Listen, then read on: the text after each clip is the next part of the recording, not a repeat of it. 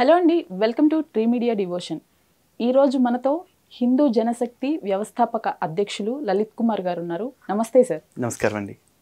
Almost 2 months పట్టింది మన interview కోసం. అవునండి, బిజీ ఉన్నట్లున్నారు. ఎలక్షన్ టైం కదా మేడం, కొంచెం తిరుగుడు ఎక్కువైపోయి. అంటే ఇప్పుడు కంప్లీట్ మీ సపోర్ట్ బీజేపీకి అనుకోవచ్చా? ఖచ్చితంగా అండి. ఈ ఎలక్షన్స్లో పర్టికులర్గా ఓకే, మా హిందూ సంఘాలు కావచ్చు, హిందుత్వవాదులు కావచ్చు, మేమందరం అవుట్ రేట్గా భారతీయ జనతా పార్టీ ఎక్కడుంటే భారతీయ జనతా పార్టీకి, భారతీయ జనతా పార్టీ లేని చోట భారతీయ జనతా పార్టీతో కలిసి పోటీ చేస్తున్న కూటమి పార్టీలకి మా మద్దతు ఉంటుంది. ఇక్కడ మన టీఎస్లో కానివ్వండి, ఏపీలో కానివ్వండి, ఒక రకంగా బీజేపీ సంబంధించి ఆల్మోస్ట్ ఓట్ బ్యాంక్ అనేది చాలా తక్కువ ఉంది. ఓకే, ఇప్పుడు కూటమి అని అక్కడ జాయిన్ అయ్యారు. ఇక్కడ టీఎస్లో తీసుకున్నా కూడా ఓట్ బ్యాంక్ అనేది చాలా తక్కువ ఉంది. రీజన్స్ ఏమనుకోవచ్చు? ఎందుకని ఎన్ని ఇయర్స్ అయినా సరే ఈ తెలుగు రాష్ట్రాల్లో స్ట్రెంగ్తన్ అవ్వట్లేదు బీజేపీ పార్టీ? ప్రతి రాజకీయ పార్టీకి కూడా ఒక ప్రత్యేకమైన కార్యాచరణ ఉంటుందండి. దాని ప్రకారమే వాళ్ళు పనిచేసుకుంటూ వస్తారు. ఈరోజు భారతీయ జనతా పార్టీ కూడా పుట్టినరోజే ఆవకాయ తినాలి, లేకపోతే పరిగెడుతూ ఏదో చేయాలంటారు కదా, అట్లాంటి ఆవేశ పనులు ఏమీ చేయట్లేదు. ఒకదాని తర్వాత ఒకటి వ్యాప్తి చేసుకుంటూ పార్టీని 2 సీట్లతో ప్రారంభమైన పార్టీ ప్రయాణాన్ని ఈ రోజున సొంతంగా ప్రభుత్వాన్ని ఏర్పాటు చేసుకునే స్థాయికి తీసుకొచ్చారు. ఎందుకంటే ఒక 20 ఏళ్ల క్రితం రాజకీయం మీరు చూసినట్లయితే భారతదేశపు రాజకీయ ముఖ చిత్రం మొత్తం మారిపోయింది. సంకీర్ణ ప్రభుత్వాలే తప్ప సొంత బలంతో ప్రభుత్వాలు ఏర్పాటు చేయలేని స్థాయికి వచ్చేసాయి. ఆల్మోస్ట్ 96 నుంచి కూడా చూసుకుంటే, 96 కూడా కాదు, పివి నరసింహారావు గారి టైం నుంచి కూడా చూసుకుంటే అన్ని సంకీర్ణ ప్రభుత్వాలే. పివి నరసింహారావు గారు మొట్టమొదట 5 ఏళ్ళు సంకీర్ణ ప్రభుత్వాన్ని నడిపిన వ్యక్తి. ఆ తర్వాత వచ్చిన గుజరాల్ కావచ్చు, చంద్రశేఖర్ కావచ్చు, దేవగౌడ గారు కావచ్చు, ఇంకెవరన్నా కూడా అన్ని సంకీర్ణ ప్రభుత్వాలే. ఈవెన్ 96లో వాజ్పేయి గారు ప్రభుత్వాన్ని ఏర్పాటు చేసినప్పుడు కూడా సంకీర్ణ ప్రభుత్వమే, సొంత మెజార్టీ లేదు. ఆ స్థాయి నుంచి ఈరోజు నరేంద్ర మోడీ గారు మిషన్ 270 అని పనిచేసుకుంటే 2014లో 282 సీట్ల సొంత మెజారిటీతోటి ప్రభుత్వాన్ని ఏర్పాటు చేసుకునే స్థితికి వచ్చారు. ఆ తర్వాత 2019లో యాంటీ ఇన్కంబెన్సీ అనేది కనిపించకుండా 302 సీట్లతోటి, అంటే ఇంకొక దాదాపు 30 సీట్లు 20 సీట్లు పెరిగి సొంత బలంతో మళ్ళీ అధికారంలోకి రావడం జరిగింది. ఈసారి కూటమితో కలిపి లేకపోతే ఇండివిజువల్ కానీ 400 సీట్లు సాధించాలి అనే లక్ష్యంతో భారతీయ జనతా పార్టీ పనిచేస్తుంది. అబ్కీ బార్ 400 పార్ అని చెప్పేసి నరేంద్ర మోడీ గారు చాలా గర్వంగా చెప్పారు. అండ్ అది సాధిస్తారన్న నమ్మకం కూడా మాకుంది. ఖచ్చితంగా ఒక 10-20 అటు ఇటు ఉన్నా ఖచ్చితంగా సాధిస్తారని చెప్పేసి మాకు నమ్మకం ఉంది. ఇకపోతే ఈ వ్యాప్తి విషయానికి చూసుకుందాం. మొదటగా భారతదేశపు ఉత్తరపు భాగంలో భారతీయ జనతా పార్టీకి స్ట్రాంగ్ హోల్డ్ ఏర్పాటు చేసుకున్నారు.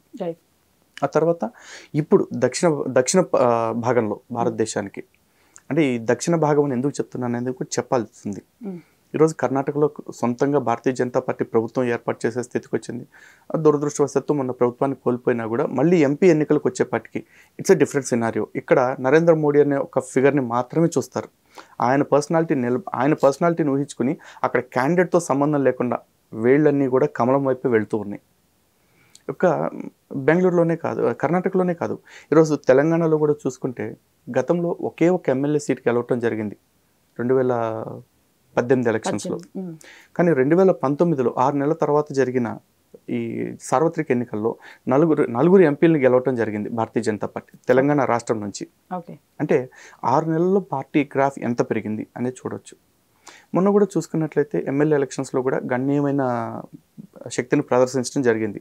ఇప్పుడు మళ్ళీ ఎంపీ ఎలక్షన్స్కి వచ్చేపాటికి అగైన్ పార్టీలో ఇక్కడ క్యాండిడేట్ ఎవరు నిలబడుతున్నారు, అపోజిషన్లో ఎవరు నిలబడుతున్నారు, ఇవి ఏమీ చూడరు.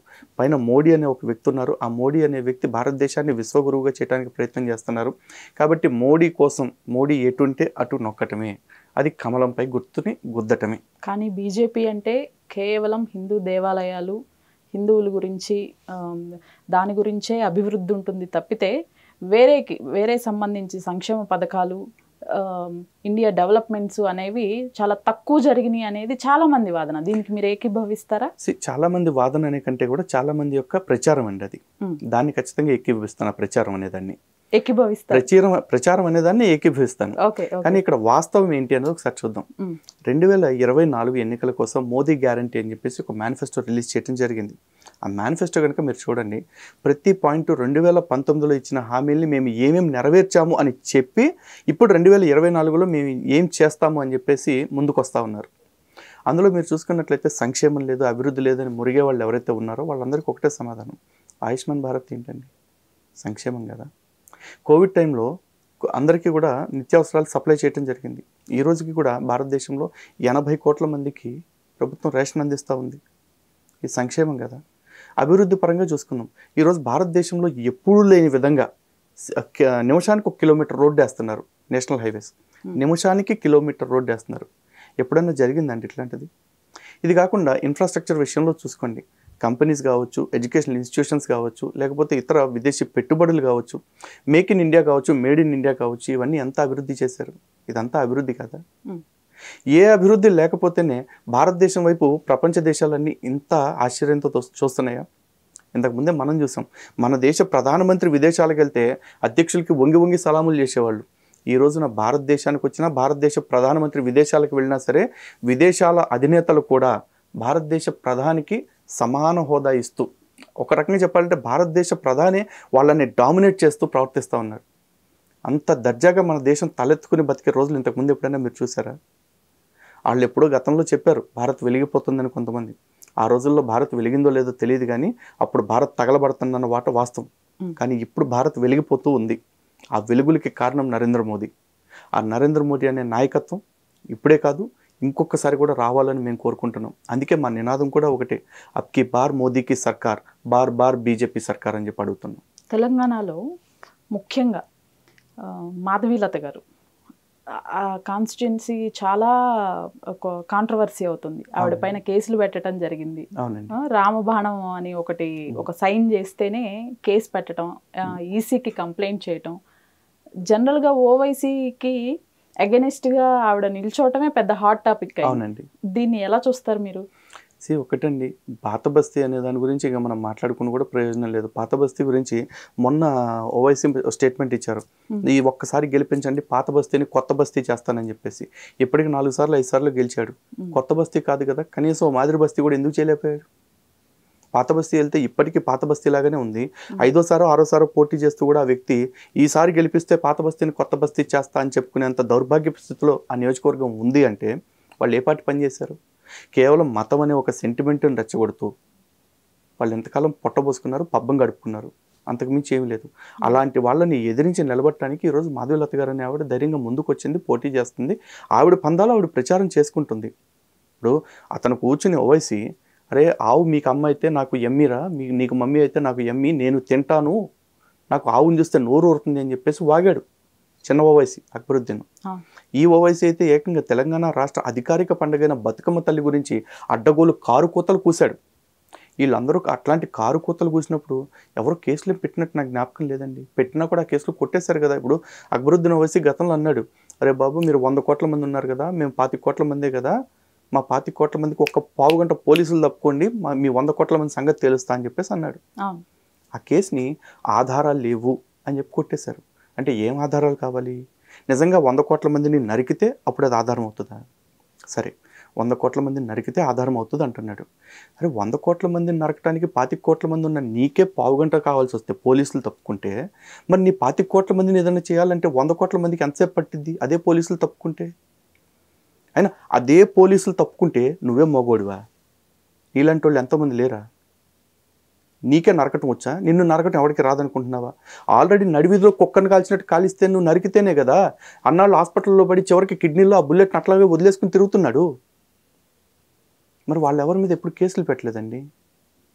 అంటే వాళ్ళు చేస్తే రెచ్చగొట్టే వ్యాఖ్యలు కాదు. హిందువులు ఏ రాజాసింగ్ గారో, మాధవీలత గారో, లలిత్ కుమార్ లాంటి వాళ్ళు మాట్లాడితే మాత్రం అవి రెచ్చగొట్టే వ్యాఖ్యలు అవుతున్నాయి. ఈ సెలెక్టివ్ సింపతి పోవాలి దేశంలో. ఈ దేశంలో మైనారిటీలకు ఏ విధమైన సమాన హక్కులు ఇస్తున్నారో అటువంటి హక్కులే మాకు కూడా ఉండాలి.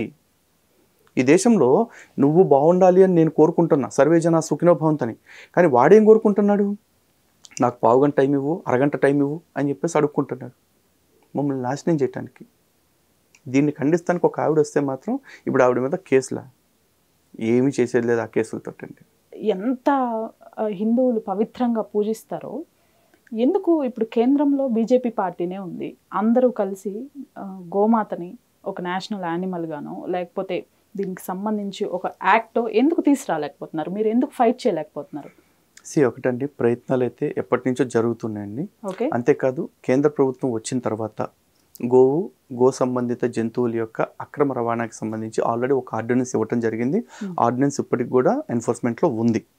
ఈ రోజున భారతదేశం మీట్ ఎక్స్పోర్ట్లో ఇంత స్థాయిలో ఉంది, ఇంత స్థాయిలో ఉందని చెప్పేసి అంటున్నారు. దాని గురించి నిర్మలా సీతారామన్ గారు కూడా ఒక ప్రెస్ మీట్లో చాలా క్లియర్గా చెప్పడం జరిగింది.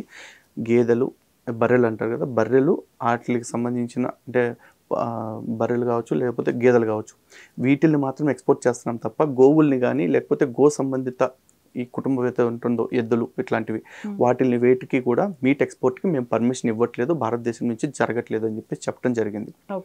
ఈరోజు భారతదేశం లోపల ఏదైతే జరుగుతూ ఉన్నాయో అంటే రిప్రొడక్షన్ ఏజ్కి దాటిపోయినవి లేకపోతే రిప్రొడక్షన్ ఏజ్కి చేరుకొని వాటిని మాత్రమే కోసుకు తినాలి అని వాటిల్ని కూడా నిషేధించాలి అని చెప్పేసి మా ప్రయత్నం మేము చేస్తూనే ఉన్నాం. కానీ ఎంత కేంద్ర ప్రభుత్వం హిందూ సానుకూలంగా ఉంది అనిపించినా కూడా వాళ్ళు రాజ్యాంగాన్ని మీరైతే పనిచేయలేరు కదా, ప్రజాస్వామ్యాన్ని దాటి పనిచేయలేరు కదా. ఇదే భారతదేశంలో ఇదే ప్రజాస్వామ్యంలో ముస్లింలు కూడా ఒక భాగంగా ఉన్నారు. హిందువుల్లోని కొన్ని వర్గాలు కూడా మేము గోమాంసం తింటాము, మా ఆహారము అని చెప్పేసి మాట్లాడుతున్న వాళ్ళని మేము చూస్తున్నాం. కాబట్టి వాళ్ళందరి దగ్గర నుంచి కూడా కన్సెన్సస్ కోసం ప్రయత్నం చేస్తున్నాం. వాళ్ళందరి దగ్గర నుంచి కూడా కొంత సానుకూలతను సాధించే ప్రయత్నం చేస్తున్నాం. ఎందుకంటే ఈ రోజున ఒక ముస్లిం ఉన్నాడు, అతనికి ఒక సెంటిమెంట్ ఉంటుంది, తన మసీదు పరిసరాల్లో ఒక పందికి సంబంధించిన ఏది ఉండటానికి వీలు లేదు అని చెప్పేసి. సంతోషం, నీ మతాచారాన్ని గౌరవించడం నాకు గౌరవమే. ఎందుకంటే మీరు బతకటానికి మా దేశంలోకి వచ్చారు, మా దేశంలో మిమ్మల్ని బతకనిస్తున్నాము అంటే మీ విశ్వాసాలని గౌరవిస్తూనే బతకనిస్తున్నాం కదా. మరి ఈ దేశంలో గోవు మాకు తల్లి. మాకు మా ధర్మశాస్త్రం ప్రకారం కూడా చూసుకుంటే గావో విశ్వస్య మాత్రం అని చెప్పేసి చెప్తారు. గోవు మనకి మాత్రమే కాదు విశ్వం అంతటికీ తల్లి అని చెప్పేసి చెప్తారు. గావో లోకస్య మాత్రం పితరో వృషభాగ్నేయ అంటే ఎద్దు మాకు తండ్రితో సమానం అని చెప్పేసి అంటారు. ఇది ఎందుకు చెప్తారు అంటే గోవు మనకి పాలిస్తుంది, పాడిస్తుంది. గోవు పాలు దాగి మనం పెరుగుతున్నాం కాబట్టి తల్లి భావంతో చూస్తాం. కానీ ఎద్దు పొలంలోకి వెళ్ళి దుక్కి దున్నుతుంది, ఆ పండిన పంటను ఇంటికి తీసుకొస్తుంది. తండ్రిలాగా కష్టపడి మన కుటుంబాన్ని సాకటానికి ఉపయోగపడుతుంది కాబట్టి ఆ తండ్రి స్థానం ఇచ్చి మేము గౌరవిస్తున్నాం. అంతేకాదు మేము పూజిస్తున్నాం. కాబట్టి మా సెంటిమెంట్ని మీరు కూడా గౌరవించండి అని అడుగుతున్నాం. ఎందుకంటే ఇప్పుడు మేము ముస్లిమ్స్ని గౌరవించాలి, మనం అందరం కూడా భారతదేశంలో అన్ని మతాలు కలిసి ఉండాలి అంటారు. కలిసి ఉంటాం. నువ్వు నా మతాన్ని ఎంత గౌరవిస్తున్నావో నేను నీ మతాన్ని అంత గౌరవిస్తాను. నేను నీ విశ్వాసాలకి ఎంత గౌరవం ఇవ్వాలని నువ్వు అనుకుంటున్నావో నువ్వు నా విశ్వాసాలకు అంత గౌరవం ఇవ్వాలని నేను అనుకుంటున్నా. ఏదైనా కూడా ఇచ్చిపుచ్చుకునేది కదండి, అదే అడుగుతున్నాం మేము. మరి ఆ ప్రయత్నం మా సైడ్ నుంచి జరుగుతుంది. కానీ ప్రభుత్వాలకు వచ్చేపటికి కొన్ని హర్డిల్స్ ఉంటాయి, అవి ఒకటొకటి దాటుకుంటూ వస్తున్నారు. ఆ దాటుకునే క్రమంలోనే ఈరోజు ట్రిపుల్ తలాక్ తీసేయటం కావచ్చు, ఆర్టికల్ 370 రద్దు చేయటం కావచ్చు, ఇట్లాంటివి ఎన్నో విప్లవాత్మకమైన మార్పుల్ని ప్రభుత్వం తీసుకొస్తుంది. ఒక ముస్లిం కానీ ఒక క్రిస్టియన్ కానీ ఒక చిన్న మాట అన్నా కేసులు వేయటం జరుగుతుంది, చాలా చూస్తున్నాం. కానీ హిందువులకి సంబంధించి ఏ ఒక్క చిన్న మాట, ఈవెన్ రాజకీయ నాయకులు కూడా పబ్లిక్ గా జై శ్రీరామ్ అంటే కడుపు నింపదు అనే స్టేట్మెంట్స్ చేస్తున్నా కూడా ఎందుకు ఎవరు వచ్చి బయటకు వచ్చి మాట్లాడరు అసలు? అంటే ఇది ఎలా తీసుకోవాలి? చేతగానితనం అనుకోవాలా, లేకపోతే ఏమన్నా మనకి అనవసరం అనే ధోరణిలోకి వెళ్ళిపోయారు అనుకోవచ్చా? అంటే ఈ దేశంలో హిందువుల బతుకు ఎంత దౌర్భాగ్యపు స్థితిలో ఉందో మీకు చెప్తానండి. ఈ జై శ్రీరామ్ వ్యాఖ్యల గురించి కూడా మనం మాట్లాడుకోవాలి. కానీ దానికంటే ముందు ఒక రీసెంట్గా జరుగుతున్న సంఘటనలు, రీసెంట్గా కాదు ఇప్పటిదాకా జరుగుతున్న కొన్ని సంఘటనల గురించి మనం మాట్లాడుకుందాం. మొన్న గుడ్ ఫ్రైడే పండుగ జరిగింది క్రైస్తవులకు సంబంధించి. ప్రతి రాజకీయ పార్టీ నాయకుడు కూడా క్రైస్తవ సోదరులందరికీ కూడా గుడ్ ఫ్రైడే శుభాకాంక్షలు లేదా శుభ శుక్రవారపు శుభాకాంక్షలు అని చెప్పేసి చెప్పారు. తర్వాత ఈస్టర్ పండుగ వచ్చింది, సేమ్ ఈస్టర్కి కూడా క్రైస్తవ సోదరులందరికీ కూడా ఈస్టర్ పండుగ శుభాకాంక్షలు అన్నారు. నాకు ఎక్కడ బాధ అనిపించలా. ఎందుకు?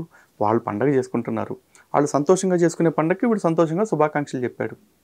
నాయకుడికి అందరూ కావాలి కాబట్టి రాజకీయ నాయకుడికి ఓకే. ఆ తర్వాత మొన్న రంజాన్ అయింది, రంజాన్కి కూడా అంతే, అందరూ టోపీలు పెట్టుకుని చద్దర్లు కప్పుకొని హిందువులే ముస్లిం సోదరులందరికీ కూడా రంజాన్ శుభాకాంక్షలు అని చెప్పారు. కరెక్టే. మరి తర్వాత ఉగాది పండుగ వచ్చింది, ఆ తర్వాత శ్రీరామనవమి వచ్చింది.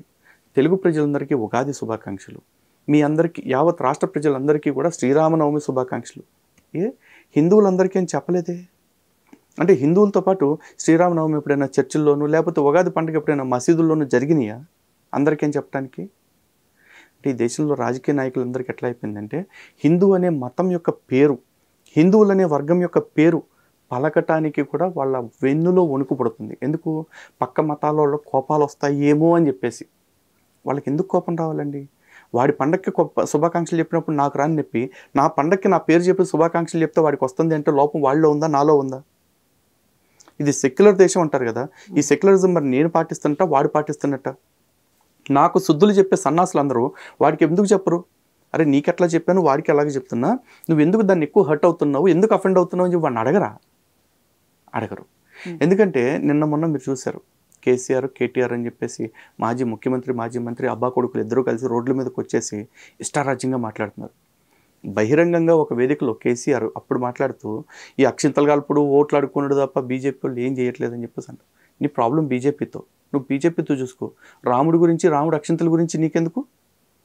అది హిందువుల సెంటిమెంటు, హిందువుల ఆచారం, మేం చేసుకున్నాం. ఈరోజు రామ మందిరం విషయంలో చూసుకుంటే కరసేవ చేసింది బీజేపీ కార్యకర్తలు కాదు, బీజేపీ వాళ్ళు కొంతమంది పాల్గొన్నారు అంతే. కానీ అది చేపించింది రాష్ట్రీయ స్వయం సేవక సంఘం మరియు ఇతర హిందూ సంఘాల వాళ్ళు అందరూ పార్టిసిపేట్ చేశారు, హిందుత్వవాదులందరూ. అది స్వయం సేవకుల కష్టం. ఆ తర్వాత ఆలయానికి న్యాయ పోరాటం చేసిందంతా కూడా భారతీయ జనతా పార్టీ చేయలే, హిందువులు హిందూ సంఘాలు చేశారు పోరాటం దాని వెనకాల. ఆ తర్వాత ఆలయానికి పర్మిషన్ వచ్చిన తర్వాత నిధి సేకరణ ఎవరు చేశారు? మేమే ప్రభుత్వాల దగ్గరికి వెళ్ళి మాకు 100 కోట్లు ఇవ్వండి, 1000 కోట్లు ఇవ్వండి అని మేము బెచ్చమెత్తుకోలేదే. ఈవెన్ మోడీ గారు కూడా మన గవర్నమెంటే ఉందిగా తీసుకోండి అని 1000 కోట్లు ఇవ్వలేదు కదా. ప్రభుత్వ నిధులతో మేము చేసుకోవాలా? ప్రతి హిందువు ఇంటిని స్పృశించి హిందువుల దగ్గర ఆ నిధి సేకరణ చేసుకుని మేము గుడి కట్టుకుంటున్నాం. ఆ తర్వాత గుడి ప్రారంభోత్సవం చేసేటప్పుడు బాలాలయ ప్రతిష్టకు ముందే ఒక పూజ చేసి ఆ ఆశీర్వచనానికి గుర్తుగా అక్షింతలు ప్రతి హిందువు ఇంటికి చేర్చాలని ఒక సంకల్పంతో పనిచేశారు. అది కూడా హిందూ సంఘాలు స్వయం సేవకులే పనిచేశారు కదండి. మరి పార్టీలకి ఏం నొప్పి అక్కడ? పార్టీల పాత్ర ఏంటి అక్కడ? ఏమీ లేదు. కానీ కేసీఆర్ ఏం మాట్లాడతాడు? బీజేపీ మీద కోపంతో రాముణ్ణి, హిందువుల మనోభావాలను అవమానిస్తాడు. గతంలో కూడా ఇట్లాంటి వ్యాఖ్యలు చేసి ఒకసారి హిందుగాళ్ళు బొందుగాళ్ళు అని చెప్పేసి అన్నాడు, కర్రుగాల్చి వాత పెట్టి కూర్చోబెట్టారు పక్కన. అయినా కూడా ఇంత సిగ్గు రాకపోతే ఇంకెందుకు బతుకు? అది అయిపోయింది. నిన్న మొన్న కేటీఆర్ అంటున్నాడు, ఇగో జై శ్రీరామ్ అంటే కూడుబెట్టదని మీ పిల్లలకి చెప్పండి అని చెప్పేసి. సిగ్గుండాలి ఆ మాట మాట్లాడటానికి. ఎందుకంటే ప్రపంచ ఆర్థిక సదస్సుకి దావోస్కి వెళ్ళిన వ్యక్తి తను ఏం చేశాడు? ఇదిగో ఇంతకుముందు సంవత్సరానికి ₹1 ఆదాయం వచ్చేది యాదగిరిగుట్టకి, ఇప్పుడు మేము అభివృద్ధి చేసి కట్టించిన తర్వాత రోజుకు ₹1 ఆదాయం వస్తుంది, నెలకు ₹1 ఆదాయం వస్తుంది అని చెప్పేసి చెప్పాడు. మరి అక్కడ ఎందుకు ఆదాయం వస్తుంది? హిందూ దేవుడు పేరు తలుచుకోబట్టి, హిందూ దేవుడు ఉన్నాడు కాబట్టేగా. అంత దర్జాగా దావోస్కి వెళ్ళో లేకపోతే ఇంకో చోటకి వెళ్ళో ఇదిగో పలానా చర్చి నుంచి తెలంగాణ ప్రభుత్వానికి ఎంత ఆదాయం వచ్చింది, పలానా మసీదు నుంచి ఆంధ్రప్రదేశ్ గవర్నమెంట్కి ఎంత ఆదాయం వచ్చింది అని దమ్ముంటే ఎవరినైనా చెప్పానండి? ఎవడూ చెప్పలేడు. కానీ ఈరోజు హిందూ ఆలయాల నుంచి తీసుకునే ఆదాయం లెక్కలు నేను చెప్తానండి.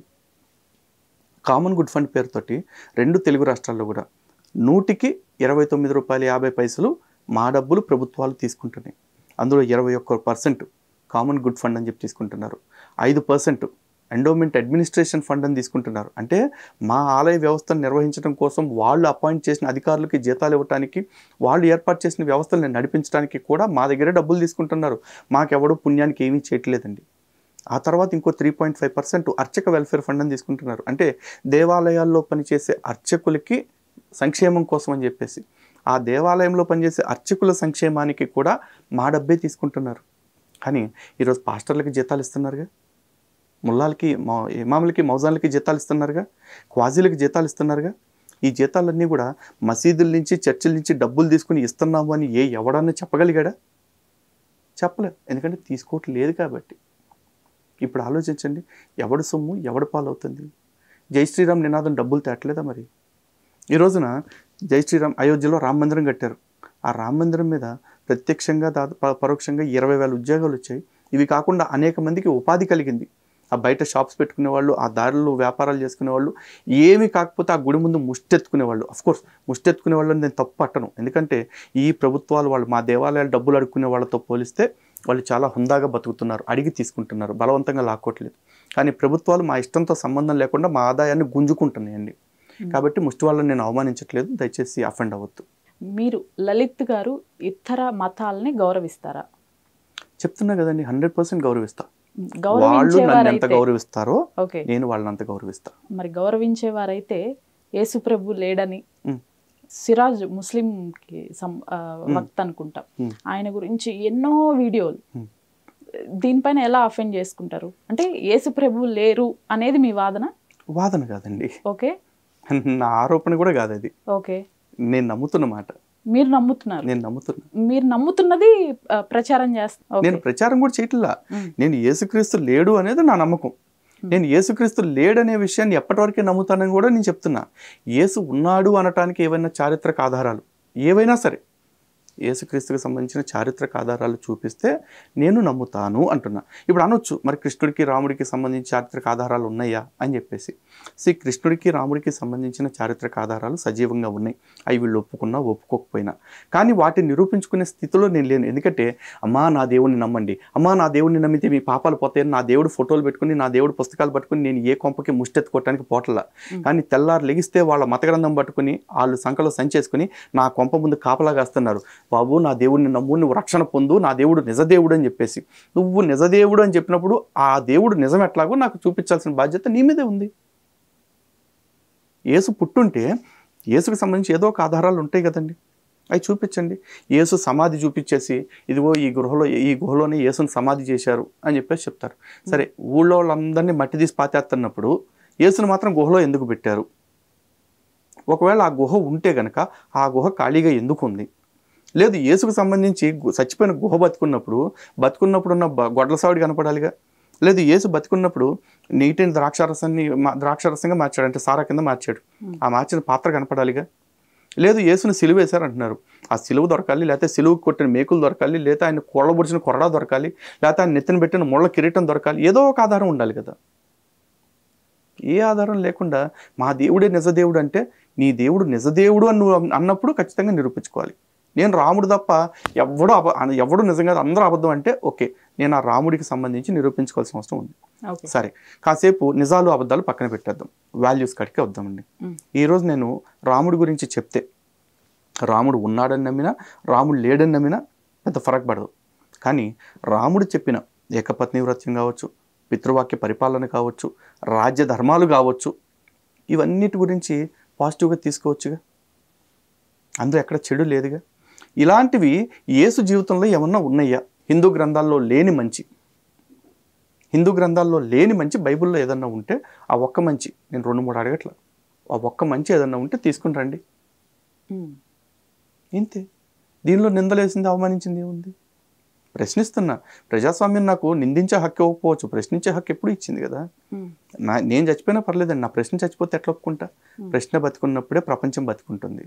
అండ్ మోర్ ఓవర్, ఇప్పుడు సిరాజ్ గురించి మాట్లాడారు. సిరాజ్ గురించి మాట్లాడేటప్పుడు సిరాజ్ అనేవాడు గురించి నేను చేసిన వీడియోలు కనపడుతున్నాయి. సిరాజ్ అనేవాడు నా గురించి, నా ధర్మం గురించి చేసిన వీడియోలు ఎవరికి కనపడవా? వినాయక మండపానికి వెళ్తాడు, వినాయకుడు గొప్పవాడు, రాముడు గొప్పవాడు, కానీ ఈ వినాయకుడు రాముడు పూజించింది మా అల్లా అని చెప్పేసి చెప్పినప్పుడు నేను ఒప్పుకుంటానా? అంటే ఎవడు పడితాడు వచ్చేసి మీ వేదాల్లో మా మహమ్మద్ ఉన్నాడు, మీ పురాణాల్లో మా అల్లా గురించి ఉంది అంటే జీజహాపన మీరు చెప్పింది ఏ సొల్లు అయితే ఆ సొల్లు నేను వింటాను అని చెప్పేసి చేతులు కట్టుకుంటే నేను మత సామరస్యాన్ని పాటించేవాడిన. ఒకవేళ అలా ఉండటమే మత సామరస్యాన్ని పాటించడం అయితే నా బొచ్చులో మత సామరస్యం నాకు అవసరం లేదు, నేను పాటించను. నాకు నా ధర్మమే గొప్పది.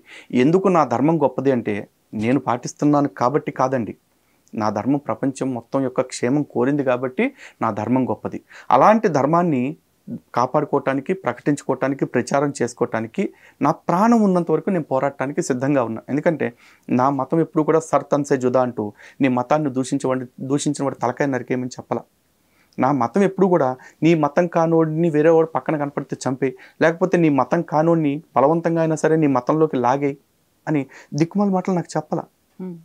So I'm very comfortable and very happy నా ధర్మం విషయంలో. హిందువులు దాదాపు మత మార్పుళ్ళు పర్సంటేజ్ ఈ మధ్య కాలంలో చాలా ఎక్కువైంది. దీన్ని ఎలా చూసుకోవచ్చు అంటే కేవలం ఒక ప్రచారం వల్లే అట్రాక్ట్ అయ్యి మత మార్పుళ్ళు జరుగుతున్నాయా, లేదంటే వీళ్ళకి ఇంకా ఫైనాన్షియల్గానో లేకపోతే ఎడ్యుకేషనల్ వైజ్గానో వేరే రకాలుగా ఆశ చూపి మత మార్పుళ్ళు జరుగుతున్నాయా? ఒక చిన్న కరెక్షన్ అండి, ఈ మధ్య కాలంలో హిందువుల మత మార్పులు చాలా వరకు తగ్గాయండి. గత 10 ఏళ్ల ముందుతో పోలిస్తే ఈ 10 ఏళ్లలో భారీగా తగ్గాయి. అండ్ మోర్ ఓవర్ హిందూ జనశక్తి ఇట్లాంటి సంస్థలు చాలా మంది పనిచేస్తూ ఉన్నాం. మేము చేస్తున్న ప్రయత్నం వల్ల మత మార్పిడి తగ్గటమే కాదు, గర్వాప్సీలు అంటే క్రైస్తవ్యంలోకి, ఇస్లాంలోకి వెళ్ళిపోయిన వాళ్ళు కూడా తిరిగి వెనక్కి రావటం అనేది కూడా ఎక్కువైంది. ఈ మధ్య కాలంలో చాలా మంది తిరిగి సనాతన ధర్మంలోకి వస్తున్నారు. ఏం మారలేదండి. అప్పటి వరకు మత మార్పిడి ఏ విధంగా చేశారు వాళ్ళు అంటే, ఒకటి ఆశ, ప్రలోభ పెట్టడం, 2 భయపెట్టడం, 3 మోసం చేయటం. Fraud, fear, inducement. ఈ మూడిటి కారణంగానే మత మార్పిడి చేశారు. 1, నా దేవుడే నిజమైన దేవుడు, మీ దేవుళ్ళందరూ అబద్ధపు దేవుళ్ళు, మీరు సైతాన్లను పూజ చేస్తున్నారు, మీరు రాళ్లను పూజ చేస్తున్నారు అని చెప్పేసి దిక్మాల ప్రచారం చేస్తారు. ఇలా ప్రచారం చేసి ఏ ఒక్క ముండము పెదవ కూడా విగ్రహారాధన ఎందుకు తప్పు అనేది చెప్పలేడు. ఈవెన్ ఆ దిక్కుమాలు ప్రచారం చేస్తున్న ముండమోపుల తాలూకు మత గ్రంథాలు ఏవైతే ఉన్నాయో వాటిల్లో కూడా విగ్రహారాధన చేయటం తప్పు అన్నాడు, కానీ ఎందుకు తప్పు అనేది ఎవ్వడో చెప్పలేదు. సహేతుకమైన రీజన్, ఏదో సొల్లు కారణాలు రాసుకుంటే మనకు సంబంధం లేదు. సహేతుకమైన ఒక్క రీజన్ కూడా ఎవ్వడూ చెప్పలేదండి. ఇక రెండోది మోసం చేయటం. మా దేవుణ్ణి ప్రార్థిస్తే నీకు తలనొప్పి తగ్గిద్ది, కొబ్బరి నూనె రాస్తే కాళ్ళ నొప్పులు తగ్గిపోతాయి, క్యాన్సర్లు తగ్గిపోతాయి అని చెప్పేసి ఏదో ప్రచారాలు చేస్తారు. మన భారతదేశంలో ఇలాంటి మోసాలను అరికట్టడం కోసం 2 చట్టాలు తెచ్చారు ఇప్పుడు. 1954లో drugs and magical remedies act, drugs and cosmetics act అని చెప్పేసి తీసుకొచ్చారు. కానీ విచిత్రం ఏంటంటే ఈ 2 చట్టాలు కూడా ఈ మధ్య కాలంలో బాబా రామ్దేవ్ గారి మీద కేసు పెట్టడానికి పనికొచ్చింది, కానీ ఈ పాస్టర్లు ఎవరైతే కొబ్బరి నూనెలు అమ్ముతారో, కర్చీఫ్లు అమ్ముతారో, మ్యాజికల్ బెలూన్స్ అమ్ముతారో వాళ్ళు ఎవరి మీద పెట్టల. దర్గాల దగ్గర ఎవడు పడితే తాయెత్తులని, తద్దినాలని, బూడిదని చెప్పేసి పంచుతారో వాళ్ళ మీద ఇప్పుడు పెట్టల. మరి దేశంలో వ్యవస్థలు ఏం నడుస్తున్నాయండి? సో ఈ విధంగా మోసం చేస్తున్నారు. ఇక మూడోది భయపెట్టడం. నా దేవుణ్ణి నమ్మకపోతే నువ్వు నరకానికి పోతావు, నా దేవుణ్ణి నమ్మకపోతే నువ్వు చంపేస్తాం, జిహాదులు చేసేస్తాం అని భయపెట్టి మతం మారుస్తున్నారు. ఇవి కాకుండా ఇంకా లవ్ జిహాదులు, ల్యాండ్ జిహాదులు, పొలిటికల్ జిహాదులు ఇట్లాంటివి చాలా జరుగుతున్నాయి. ఎడ్యుకేషన్ జిహాద్, ఎంప్లాయ్మెంట్ జిహాద్ అన్నీ జరుగుతూ ఉన్నాయండి. చర్చిని, ఒక మసీద్ని ఏ గవర్నమెంట్ రన్ చేయదు. బట్ హిందూస్కి సంబంధించిన దేవాలయాలు మెయిన్ ఏవైతే ఉన్నాయో ఆల్మోస్ట్ అన్నీ కూడా గవర్నమెంట్ హ్యాండ్ ఓవర్లోనే ఉన్నాయి. బట్ మీరు ఇన్ని సంఘాలు ఉండి, హిందువులు ఇంతమంది ఉండి ఎందుకని ఏమీ చేయలేకపోతున్నారు? ఒకటండి, దేవాదాయ శాఖ ఏర్పడే రోజున కూడా మా పూర్వీకులను ఎవరిని కూడా కన్సల్ట్ చేసి మీరు మీ దేవాలయాల్ని నిర్వహించుకోలేకపోతున్నారు కాబట్టి మేము తీసుకుంటున్నాము, మాకు ఇస్తారా అని చెప్పి పర్మిషన్తో తీసుకోవాలా. వాళ్ళ ఇష్టంతో సంబంధం లేకుండా నెత్తిన వేసుకుని పెత్తనాన్ని తగుదనమ్మా అంటూ వచ్చి తెస్టేసాయి మా దేవాలయాల్ని కబ్జాలో పెట్టుకునే ప్రభుత్వాలు. అప్పటి నుంచి ఇప్పటికి కూడా అదే పందాలు నడుస్తున్నాయి. ఇప్పుడు చివరికి ఎట్లా అయిపోయింది అంటే హిందువులు వాటి గురించి ఆలోచించడం మానేసే స్థితికి దిగజారిపోయారు. ఇంకో చిన్న పెట్ట కథ ఉంది. ఒకప్పుడు ఏదో సింహం పిల్ల ఒకటి తప్పిపోయిందట, చిన్న సింహం పిల్ల. దాన్ని కొన్ని జింకలన్నీ తీసుకెళ్ళి పెంచినాయి. పెద్ద అయ్యేసరికి ఆ జింకలన్నీ కూడా వాటి ఆహారపు అలవాట్లు దానికి నేర్పించేపాటికి అది వేటాడటం మానేసింది, మాంసం తింటం మానేసింది, ఆ గడ్డి తింటాం, నీళ్లు దాటం, ఇదే పని మీద బతుకుతుంది. అది రూపం పెరిగింది కానీ దాని బుద్ధి మాత్రం ఇంకా గడ్డి తినే కాడే ఉంది. ఇప్పుడు హిందువుల బతుకు కూడా ఏంటంటే దేవాలయాలు వెళ్ళిపోయి చాలా రోజులు అయిపోయింది కదా. ఇప్పుడు హిందువులే చాలామంది ఏం మాట్లాడతారంటే దేవాలయాల్ని మనం నిర్వహించుకోవాలంటే, ప్రభుత్వాన్ని నుంచి విడిపించాలంటే విడిపించగలం, కానీ మరి మన చేతికి వచ్చాక ఎవరు నడిపిస్తారు మనకి అని అడుగుతున్నారు. అరే అసలు ప్రభుత్వాలు మన దేవాలయాలు తీసుకునే 50-60 ఏళ్ల క్రితం, అంతకుముందు కొన్ని వేల సంవత్సరాల నుంచి, లక్షల సంవత్సరాల నుంచి ఆలయ వ్యవస్థ ఉంది. మరి అంతకాలం మనం ఎవరు నడుపుకోలేదు ఆలయాలు. ఇంతకంటే అద్భుతంగా, అజరామరంగా, భవ్యంగా నడిపించాం. అంతకంటే ఇప్పుడున్న చారిత్రక దేవాలయాలు ఏవైతే ఉన్నాయో వాటిల్లో ఏ ఒక్క దేవాలయాన్నైనా సరే ఈ దేవాదాయ శాఖ కానీ ఈ ప్రభుత్వాలు కానీ కట్టించాయా? మనమే కట్టుకున్నాం.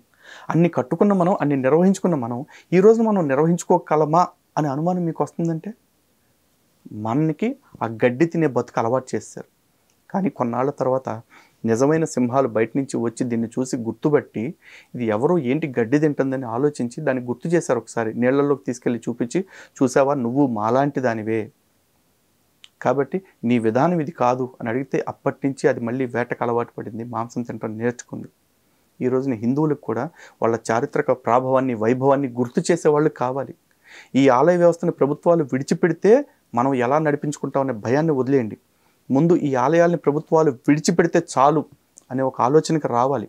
అలా రావాలని మన ఛానల్ వేదికగా ప్రతి ఒక్క హిందూకి నేను విజ్ఞప్తి చేస్తా ఉన్నా. ముఖ్యంగా తిరుపతిని తీసుకుందాం లలిత్ గారు.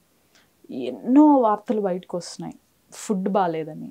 రీసెంట్గా గోన సంచులు కట్టుకొని కాళ్ళకి నడవటం చూసాం. అవునండి. అడ్మినిస్ట్రేషన్ సరిగా లేదని. ఆల్మోస్ట్ 5 years నుంచి ఇవే కంప్లైంట్స్.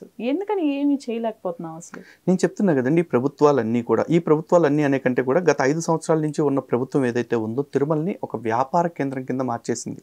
ఓకే. ఎందుకంటే స్టార్టింగ్లో జగన్మోహన్ రెడ్డి గారు మద్యం రేట్లు విపరీతంగా పెంచారు. దానికి ఆయన చెప్పిన రీజన్ ఏంటంటే మద్యం రేట్లు భారీగా పెంచేస్తే పేదవాడు, మధ్యతరగతి వాడు అది కొనుక్కోలేక తాగుడు తగ్గించేస్తాడు, మానేస్తాడు అని చెప్పేసి అన్నారు. ఓకే, మరి తిరుమలలో మీరు రాగానే 15 రూపాయలు ఉన్న టోల్గేట్ని 50 రూపాయలు ఎందుకు పెంచారు? 500 రూపాయలు ఉన్న అద్దె గదుల్ని 1000, 1500, 2000కి ఎందుకు పెంచారు?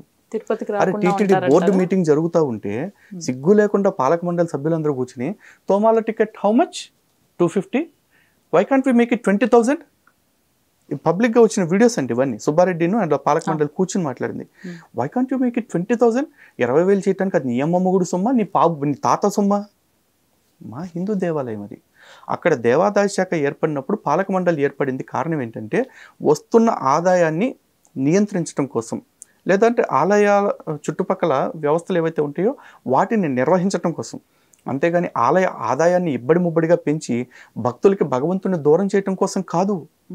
కానీ అంత బాహాటంగా అన్ని జరిగితే కూడా ఈ దేశంలో హిందువుల సంఘటన, హిందువుల ఐక్యత అంత అనుకున్న స్థాయిలో లేకపోవటం వల్ల చెప్పు తీసుకుని కొడతా చెత్తనా కొడక అని చెప్పేసి అనలేకపోయాం.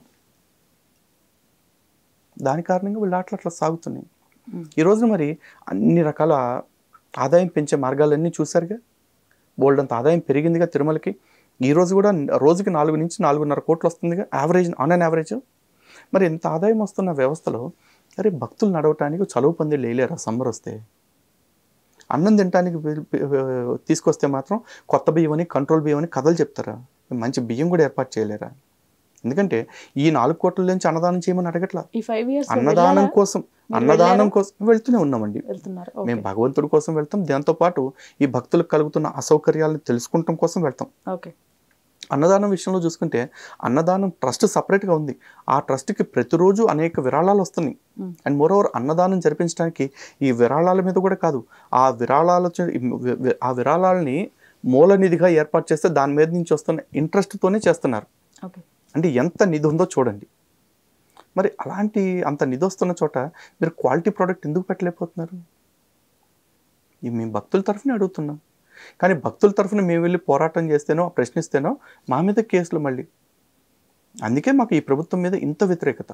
హిందూ మతంకి సంబంధించి మన వైపు ఎటువంటి నెగిటివిటీస్ లేకపోతే ఏవి జరగలేదంటారా? మత మార్పిళ్ళు ఎక్కువ మీరు చెప్పినట్లు ఈ 10 years బిఫోర్ కూడా జరగటానికి నిజంగా ఎటువంటి నెగిటివిటీస్ లేవా ఈ 5-10 yearsలో అంటున్నారా? అవును. ఒకటండి, ఒక్క దేవాలయ వ్యవస్థ నిర్వహణ విషయంలో అది కూడా దేవాదాయ శాఖలో ఉండిపోవటం వల్ల అట్టడుగు స్థాయికి ధర్మ ప్రచారం వెళ్ళట్ల. ఎందుకంటే ఒక చర్చ్ పాస్టర్ ఆదివారం చర్చిలో కూర్చుంటాడు, మిగతా 6 రోజులు ఎక్కడ ఉంటాడు? వీధుల్లో తిరుగుతూ ఉంటాడు, వాడవాడికి వెళ్ళి మత మార్పిడి చేస్తూ ఉంటాడు. మరి దేవాదాయ శాఖలో పనిచేస్తున్న అర్చకులు ఉదయం నుంచి సాయంత్రం దాకా ఆలయంలో ఉంటున్నారు. అర్చక వ్యవస్థకి తోడుగా ఇంకొక వ్యవస్థని, ధర్మ ప్రచార వ్యవస్థను ప్రతి ఆలయం ఎందుకు ఏర్పాటు చేయట్లా? ప్రతి ఆలయం తరఫున కూడా ఈ ధర్మ ప్రచారంతో పాటు, ఆలయ కైంకర్యాలతో పాటు ధర్మ ప్రచారం కోసం మీరు గ్రామాలకు వెళ్ళండి అని చెప్పేసి పంపించే వ్యవస్థను ఎందుకు తయారు చేయట్లా? కేవలం ఒక్క తిరుమల తిరుపతి దేవస్థానంలోనే హిందూ ధర్మ ప్రచార పరిషత్ అని ఒక వ్యవస్థ ఏర్పాటు చేసి సంవత్సరానికి 150 కోట్ల బడ్జెట్ పెట్టారు. మరి ఈ 150 కోట్లతోటి మీరు చేస్తున్న ధర్మ ప్రచారం ఏంటి? కోలాటాలను భజనలు కొట్టించడం. ఇంటింటికి వెళ్ళి పరమాత్ముడు అంటే ఏంటి, పరమాత్ముడి తత్వం ఏంటి, మీరు అందరూ ఆలయానికి ఎందుకు రావాలి, ఇవన్నీ ప్రజల్లోకి అవగాహన ఎందుకు కల్పించట్లా? ఎందుకంటే హిందూ ధర్మం బ్రతకటం అనేది దేవాదాయ శాఖ వాళ్ళకి కానీ వీళ్ళెవరికి కానీ ఇష్టం లేదు. ఇష్టం లేని కారణంగానే ఇవన్నీ చేస్తూ ఉన్నారు. మా దేవాదాయ శాఖ లేకపోతే ప్రభుత్వానికి కొన్ని పథకాలు నడవట్లేదండి. వాళ్ళ ఈ రోజున ఆంధ్రప్రదేశ్లో వైఎస్ఆర్ విద్యా దీవెన, జగనన్న చేయూత, ఇంకేదో వాహనమిత్ర, ఇట్లాంటి పథకాలు ఉన్నాయి కదా. పేర్లు అబ్బా కొడుకుల పేర్లు ఉన్నాయి కానీ డబ్బు మొత్తం కూడా హిందూ దేవాలయాల డబ్బులు అవి. అధికారికంగా జీవోలు ఇచ్చి ఈ పథకానికి ఎంత డబ్బులు ఎండోమెంట్ నుంచి తీసుకుంటున్నాం, ఈ పథకానికి ఎంత తీసుకుంటున్నామని సుమారు 50 కోట్ల రూపాయలు తీసుకుంటున్నారు ప్రతి సంవత్సరం. ఇది కాకుండా కామన్ గుడ్ ఫండ్ పేరుతోటి టీటీడీ నుంచి తీసుకునే డబ్బులు ఒక 5 ఏళ్ల క్రితం 2 కోట్లు ఉంటే 5 ఏళ్ల క్రితం ఈ గవర్నమెంట్ వచ్చిన తర్వాత 54 కోట్లకు పెంచారు. ఇప్పుడు 54 కోట్లు ప్రతి సంవత్సరం తీసుకుంటున్నారు. మరి ఇది కాకుండా గరుడ వారధి, శ్రీనివాస సేతు అని తిరుపతిలో కట్టారు. ఆ సేతు కోసం అని చెప్పేసి దాదాపు 500 కోట్లు మన హిందువుల డబ్బులు తీసుకున్నారు. మరి ఇన్ని డబ్బులు ఏ చర్చి నుంచన్నా, మసీదు నుంచన్నా తీసుకుని ఒక రోడ్డు వేసారా? రోడ్డు కాదు, కనీసం ఒక చిన్న డ్రైనేజ్ తవ్వారా? ఏమీ లేదు. కానీ మన డబ్బులతోటి ధర్మ ప్రచారం మాత్రం జరగట్లేదండి. ప్రాబ్లం అక్కడ వస్తుంది. లలిత్ గారు, సాయిబాబా గురించి ఈ మధ్య చాలా వార్తలు వైరల్ అవుతున్నాయి. ఆయన హిందూ దేవుడు కాదని, అసలు దేవుడే కాదని. ఏంటి దీనిపైన మీరు ఏం క్లారిటీ ఇస్తారు? క్లారిటీ ఇచ్చేది ఏముందండి. ఇప్పుడు ఆ మాటలు చెప్పింది నేను, లేకపోతే అనాకాణిగాళ్ళు చెప్పలా. ఓకే, ఒక ఒక శారదా స్వరూపానందేంద్ర సరస్వతి అని ద్వారకా పీఠాధిపతి చెప్పారు. అవును. ఆయన ఏమన్నా సామాన్యుడా? ఆయన శాస్త్రం ఏం చెప్తుందో, సనాతన ధర్మం కాపాడటానికి ఏమేం చేయాలో అవి నిష్కర్షగా చెప్తారు. కొంతమందికి అవి నచ్చొచ్చు, కొంతమందికి నచ్చకపోనువచ్చు. నచ్చనంత మాత్రాన ఎవరినో మెప్పించడం కోసం అబద్ధాలు చెప్పే స్థితికి పీఠాధిపతులు, గురువులు వెళ్ళరు. నేను కూడా చెప్తున్నా, నేను సాయిబాబా గారి విషయంలో క్లియర్గా ఉన్నాను. ఆయన ఎక్కడ అమర్యాదకరంగా మాట్లాడలేదు. కానీ ఆయన హిందూ దేవుడు అనే వాదాన్ని నేను ఖచ్చితంగా ఖండిస్తున్నాను. ఆయన హిందూ దేవుడు కాదు. ఎందుకంటే ఆయన శ్రీరామనవమి ఉత్సవాలు చేశారు, కృష్ణాష్టమి చేశారు అంటారు. కూడా ఆయన మసీదుల్లో ఉరుసులు కూడా చేశారు. అల్లా మాలిక్ అనే అన్నాడు ఆయన. అల్లా మాలిక్ అంటే ఏంటి మరి? సబ్కా మాలిక్ కేక్ అన్నప్పుడు ఆ మాలిక్ ఎవరో చెప్పాల్సింది. ఆయన ఏం చెప్పాడు? అల్లా అని చెప్పారు. మరి ఆయన ముస్లిం భావజాలంతోనే ఉన్నాడు. ఒక సిరాజ్ ఎట్లా మాట్లాడుతున్నాడో, షఫీ ఎట్లా మాట్లాడుతున్నాడో, జకీర్ నాయక్ ఎట్లా మాట్లాడుతున్నాడో, సాయిబాబా కూడా అట్లాగే మాట్లాడారు. నేను ఆయన హిందూ దేవుడు అని ఎందుకంటే, ఆయన్ని మసీదులో పెట్టుకున్న, దర్గాలో పెట్టుకుని పూజించుకుంటాము అంటే అది వాళ్ళ ఇష్టం, ముస్లింలది. నేను వాళ్ళ విశ్వాసాన్ని ఎక్కడా ఖండించను. ఎందుకంటే సాక్షాత్తు దిల్సుఖ్ నగర్ సాయిబాబా గుడిలో కూడా ఒక ముస్లింని తీసుకొచ్చి ఆడవాళ్ళకి నమాజులు నేర్పించారు. విత్ ఎవిడెన్సెస్ మా దగ్గర ఉన్నాయి అవన్నీ కూడా. మరి ఆయన నేను హిందూ దేవుడు అని ఎట్లా ఒప్పుకుంటా? అండ్ ఇంకోటి, సాయిబాబా దేవాలయాల్లో జరుగుతున్న పైత్యకారి పనులు కూడా కొన్ని మాట్లాడుకోవాలి. బాబా గారు విగ్రహం పెడతారు, ఆయనకు పూజలు చేసుకోండి, అభిషేకాలు చేసుకోండి, ఏమైనా చేసుకోండి, హిందువులు కాదు అని చెప్పేస్తున్నారు కాబట్టి. కానీ ఆయన పాదాల దగ్గర శివుడి విగ్రహం, అమ్మవారి విగ్రహం, వినాయకుడి విగ్రహం పెడితే అట్లాంటి పద్ధతులు మాత్రం ఖచ్చితంగా మార్చుకోవాల్సిందే. లేని పక్షంలో అనవసరమైన ఫ్రిక్షన్ని హిందువుల మధ్య వాళ్లే క్రియేట్ చేసిన వాళ్ళు అవుతారు. ఆ ఆలయ వ్యవస్థని మేమందరం కూడా త్వరలోనే ప్రశ్నిస్తానికి కూడా సిద్ధపడుతున్నాం. హిందూ మతంలో ఆడవారికి అన్యాయం జరిగింది అనేది చాలా మంది వాదన. ఓకే అండి, దీన్ని ఎలా చూస్తారు? చెప్తున్నా కదండి. ఇప్పుడు హిందూ మతాన్ని విమర్శించమంటే మూలనున్న ముసలోడు కానీ, నడువిరిగిపోయి మంచం మీద పడుకున్న ముస్లిం కానీ అందరూ రెడీ అవుతారు. ఎందుకు? రిటాలియేషన్ లేదు. చెప్పు తీసుకుని కొడతాము, లేకపోతే పీకలు కోసేస్తాం అనే అలవాటు మనలో లేదు కాబట్టి అలా మాట్లాడతారు. ఆడవాళ్ళకి అన్యాయం జరిగిందంటే ఎక్కడ జరిగింది? ఆడదాన్ని అమ్మవారిగా, ఆదిశక్తిగా చూసిన విషయంలో జరిగిందా? స్త్రీ లేకుండా పురుషుడు ఎటువంటి వ్రతాలు చేయటానికి వీల్లేదు అని చెప్పేసి స్త్రీ ప్రాధాన్యతగానే ప్రతి పూజలు వ్యవస్థలు ఏర్పాటు చేయటం వల్ల స్త్రీకి అన్యాయం జరిగిందా? ఏం లేదే. పోనీ మనుధర్మ శాస్త్రం ప్రకారమే తీసుకుందాం. నా స్త్రీ స్వాతంత్రం అర్హత అని చెప్పేశాడు. అసలు స్త్రీకి స్వాతంత్రం లేదని మనువు చెప్పాడు అంటాడు. స్త్రీకి స్వాతంత్రం లేదని మనువు చెప్పలా, స్త్రీకి రక్షణ కావాలని మనువు చెప్పాడు. పితా రక్షతి కౌమారే, భర్త రక్షతి యవ్వనే, పుత్రారక్షతి వార్ధక్య అని చెప్పేసి. అంటే చిన్నప్పుడు తండ్రి రక్షణ కావాలి, కొద్దిగా పెద్ద అయ్యాక భర్త రక్షణ కావాలి, అంతకంటే కొంచెం పెద్ద వయసు అయిపోయిన తర్వాత కొడుకు యొక్క రక్షణ మళ్ళీ కావాల్సి వస్తుంది తప్ప స్త్రీ స్వతంత్రంగా ఉండటానికి లేదు అని చెప్పేసి చెప్పారు. అప్పటి కాలమాన పరిస్థితులను బట్టి ఆయన చెప్పాడు. సరే, ఇప్పటి కాలమాన పరిస్థితులను బట్టి స్త్రీలు మాకు అసలు ఏ రక్షణ అవసరం లేదు, మాకు స్వతంత్రం ఉంటే చాలు అనుకుంటారు అనుకోండి, వెళ్ళని కూడా తీసుకోండి. Then why Nirbhaya, why Abhaya, why Disha, ఇవన్నీ ఎందుకు అవసరం లేదు కదా మరి మీకు? ఆడవాళ్ళకే మనం ఎందుకు చెప్పాడు అంటే చెప్తారండి. మనం ఎండల్లోకి వెళ్తుంటే మా చెప్పులు వేసుకుని వెళ్ళి కాళ్ళు కాలితే, లేకపోతే గొడిగేసుకెళ్ళి ఎండ తగలకుండా ఉంటుందని ఆ వెళ్ళే వాళ్ళకి చెప్తారు. సూర్యుడికి ఇవో మా అమ్మాయి బయటకు వస్తుంది కాబట్టి నువ్వు మూసుకుని కాసేపు లోపలికి పోని చెప్పి దమ్మే వాడికి లేదు కదా. మనం ముళ్ళల్లోకి వెళ్తుంటే చెప్పులు వేసుకెళ్ళమ్మా అని మనకి చెప్తారు, కానీ ముళ్ళ మీద తివాచీలు పరచరు కదా.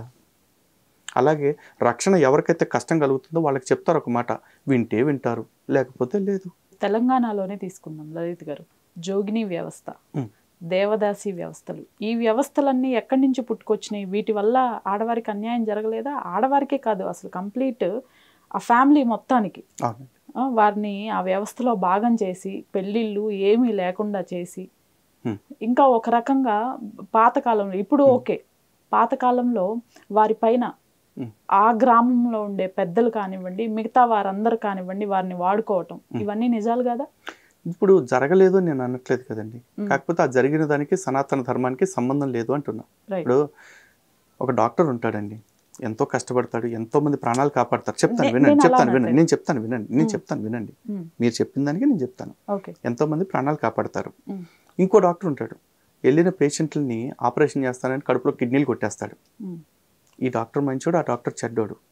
ఇప్పుడు అక్కడ మంచి చెడు వ్యక్తుల్లో ఉందా, లేకపోతే మెడికల్ సైన్స్లో ఉందా? మెడిసిన్ చెడ్డదంటారా, మెడికల్ సైన్స్ చెడ్డదంటారా? ఇక్కడ ఒక నెగటివిటీ జరిగినప్పుడు దాన్ని రెక్టిఫై చేసుకోవాలిగా.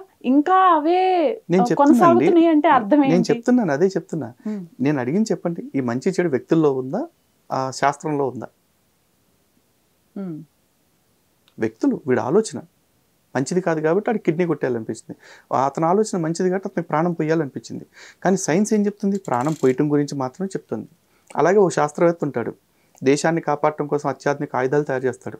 ఇంకో శాస్త్రవేత్త ఉంటాడు, దేశానికి భద్రత కల్పించాల్సిన కొన్ని రహస్యాలు ఏవైతే ఉంటాయో వాటిని విదేశాలకు అమ్మేస్తూ ఉంటాడు. అక్కడ కూడా అంతే, వ్యక్తులదే తప్పు. ఈ జోగిని దేవదాసి వ్యవస్థల విషయంలో కూడా చూసుకుంటే ధర్మం ఎక్కడా కూడా ఇలా దేవదాసీల వ్యవస్థను ఉంచాలని, జోగిని వ్యవస్థను ఏర్పాటు చేయాలని ఎక్కడ ఏ గ్రంథంలోనూ కూడా లేదు సనాతన ధర్మంలో. అలాగే కుల వివక్ష గురించి కూడా చెప్తున్నా, కుల వివక్ష పాటించాలని కూడా ఏ ధర్మశాస్త్రంలోనూ లేదు. కానీ అది వ్యక్తుల వల్ల వచ్చింది.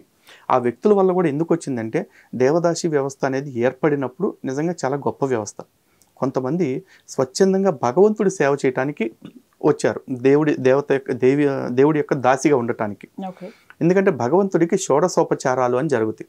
ఆ షోడశోపచారాల్లో నృత్యం దర్శయామి, గీతం శ్రావయామి అని చెప్పేసి మనకు ఉంటుంది. అంటే దేవుడికి పాట పాడి వినిపించడం, దేవుడి ముందు నర్తన చేయటం, ఇవన్నీ కూడా ఉంటాయి. అయితే ఈ వ్యవస్థ కోసం నృత్యం నేర్చుకుని నేను దేవుడికి అంకితం అయిపోవాలని కొంతమంది వచ్చారు. మరి వాళ్ళు ఇచ్చిన అవకాశమో వీళ్ళు తీసుకునే అడ్వాంటేజో తెలియదు, కానీ అటువంటి వ్యవస్థలు పోను ఎక్స్ప్లాయిట్ చేయటం వచ్చేసింది. అది వ్యక్తులు చేసిన తప్పు. ఆ వ్యవస్థలని తర్వాత సరిచేసిన వాళ్ళు వచ్చారు. ఈ రోజున బాల్య వివాహాలు కావచ్చు, లేకపోతే కన్యాశుల్కం కావచ్చు, ఇట్లాంటి వాటి విషయంలో చాలా గొప్పగా చెప్తారు. ఎవరు? కందుకూరు వీరేశలింగం గారు, గురజాడ అప్పారావు గారు, ఈశ్వర్చంద్ర విద్యాసాగర్ గారు, వీళ్ళందరూ ఎంతో సంస్కరణ కోసం తీసుకొచ్చారని. వాళ్ళందరూ ఎవరండి? క్రిస్టియన్లా, ముస్లింలా? వాళ్ళు హిందువులేగా. సనాతన ధర్మం అనేది తనని తాను ప్రతినిత్యము సంస్కరించుకుంటూనే ఉంటుంది. మిగతా మతాలకలాగా నేను ఒక ధర్మశాస్త్రం రాశాను, ఈ యుగం గతించిపోయే వరకు కూడా దీనిలోంచి ఒక పొల్లైనను సున్నైనను మార్చడానికి వీల్లేదు అని చెప్పేసి శాసనం చేయలే. ఈవెన్ మనుధర్మ శాస్త్రంలో కూడా చాలా క్లియర్గా చెప్పారు, స్మృతి విరోధేతు శృతిరేవ గరీయసి అని చెప్పేసి. అంటే దైవదత్తమైన శృతికి మానవ ప్రోక్తమైన స్మృతికి ఏదన్నా డిఫరెన్స్ వస్తుంది అంటే శృతి ఆధారంగా చేసుకుని దీన్ని సరి చేసుకోవచ్చు ఎప్పుడైనా సరే అని చెప్పేసి చెప్పారు. ఇది నేను రాశాను కాబట్టి నా మాటే శాసనం అని చెప్పి ఎవ్వడూ రాయలేదు. సనాతన ధర్మం is so flexible as it looks like so complex. సనాతన ధర్మం అనేది శాస్త్రం ప్రకారం ఎక్కడా మిస్టేక్ లేదు అని అన్నారు. శాస్త్రం ప్రకారము చదువు అనేది, యజ్ఞోపవేదాలు అనేవి మగవాడికే అనేది ఎక్కడా లేదా? లేదండి. ఎందుకంటే వేదం స్వయంగా చెప్తుంది కదా, యథేమాం వాచం కళ్యాణి మావదాని జనేభ్య బ్రహ్మ రాజన్యాభ్యాం శూద్రాయచ చార్యాయచ స్వాయచారణాయచ అని చెప్పేసి. మరి ఎందుకు ఈ ఉపనయనాలు ఇవన్నీ వీళ్ళకే జరిగినాయి? ఉపనయన క్రతువు కేవలం ఆడవాళ్ళకి లేదని కాదు, కానీ మగవాళ్ళకి పెడతానికి కారణం ఏంటంటే ఆడవాళ్ళకి నెలసరి సమస్యలు అనేది ఉంటాయి. ఓకే. అయితే ఇక్కడ ఆడవాళ్ళలో మరి వేదం నేర్చుకున్న వాళ్ళు లేరా అంటే జనకుడి సభలో చాలా గొప్ప గొప్ప వాళ్ళు ఉన్నారు.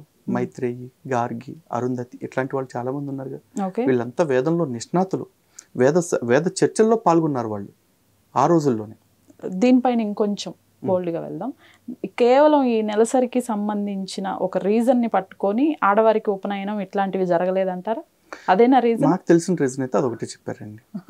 ఎందుకంటే ఆ సమయంలో ఇప్పుడు యజ్ఞోపవీత ధారణ చేసిన వాళ్ళకి ప్రతినిత్యం గాయత్రి చేసుకోవాలి, ప్రతినిత్యం అగ్నిహోత్రం చేసుకోవాల్సి ఉంటుంది. వాళ్ళకి ప్రతినిత్యం కూడా సంధ్యావందనం చేసుకోవాల్సి ఉంటుంది. కానీ ఆడవాళ్ళకి ఏంటంటే ఈ నెలసరిలో ఉన్నప్పుడు వాళ్ళకి రెస్ట్ కావాలి. ఈ రెస్ట్ కాలంలో కూడా వాళ్ళకి ఇది మెడ నుంచి జంధ్యం ఉంది అనుకోండి, వాళ్ళు ఆ కాలంలో అన్ని పనులు చేయలేరు. చెరువు దాకా వెళ్ళి సంధ్యావందనం చేసుకోవటం కానీ, లేకపోతే ఇతరత్ర క్రతువులు చేయటం, అగ్నికార్యం చేయటం కానీ ఇవన్నీ చేయలేరు కదా. కాబట్టి వాళ్ళకి ఇవన్నీ మీకు అవసరం లేదు అని చెప్పేసి చెప్పారు. అండ్ అది లేకపోయినా కూడా స్త్రీ అంటేనే మనకి గాయత్రి మాత ఎంత పవిత్రమో ప్రతి స్త్రీ కూడా అంతే పవిత్రం మనకి.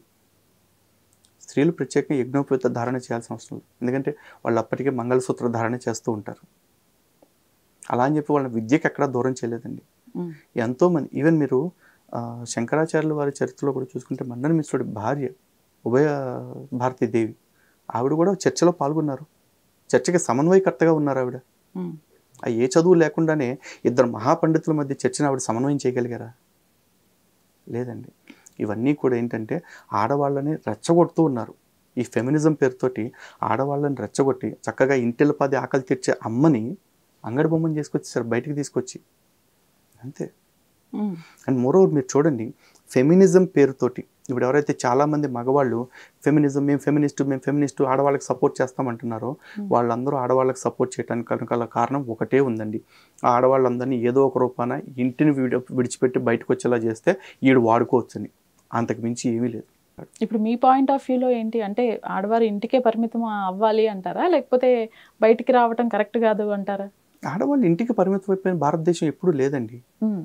అంటే విధులు పంచుకోవటం, ఇప్పుడు చెప్తారు కదా సపరేషన్ ఆఫ్ డ్యూటీస్ అని చెప్పేసి, షేరింగ్ ఆఫ్ డ్యూటీస్ అని చెప్పేసి. అంతే, మగవాడు బయట తిరిగి పొలం పని చేసి గొడ్డు చాకరీ చేసి కష్టపడి తీసుకొస్తూ ఉంటే ఆ కష్టపడి వచ్చినోడితో సహా ఇంట్లో ఉన్న పిల్లలందరికీ కూడా విద్యాబుద్ధులు ఆ తల్లే చూసింది, ఆకలి ఆ తల్లే తీర్చింది, ఆ ఇంటి మొత్తాన్ని ఆ తల్లే కాపలా కాసింది. అందులో స్త్రీ పాత్ర ఎక్కడ తక్కువైంది చెప్పండి? ఎవడైనా సరే పట్టపక్కలు కూడా దొంగతనానికి రారు. కారణం ఏంటంటే అమ్మో ఇంట్లో యజమాని ఉంటుందని చెప్పేసి. స్త్రీ పాత్ర ఎక్కడ తగ్గల. కేవలం ఏంటంటే ఇద్దరు ఎవరి డ్యూటీస్ వాళ్ళు చేశారు. బయటికి వెళ్ళి మగవాడు తిరిగి వస్తే ఇంట్లో పిల్లల్ని తీర్చిదిద్దింది తల్లే. ఈరోజు మనం శివాజీ మహారాజ్ గురించి అంత గొప్పగా చెప్పుకుంటున్నాము అంటే ఆ శివాజీ మహారాజ్ తల్లి జిజియాబాయి ఇచ్చిన ప్రేరణ, ప్రోత్సాహం, బోధన, అంతే. కాబట్టి ఆడవాళ్ళు ఇంట్లో ఉన్నంత మాత్రాన వంటింటి కుందేళ్ళు అనుకోవాల్సిన అవసరం లేదండి. ఇంట్లో ఉన్నంత మాత్రం వాళ్ళ పాత్ర పరిధి తగ్గిపోయింది అనుకోవాల్సిన అవసరం లేదండి.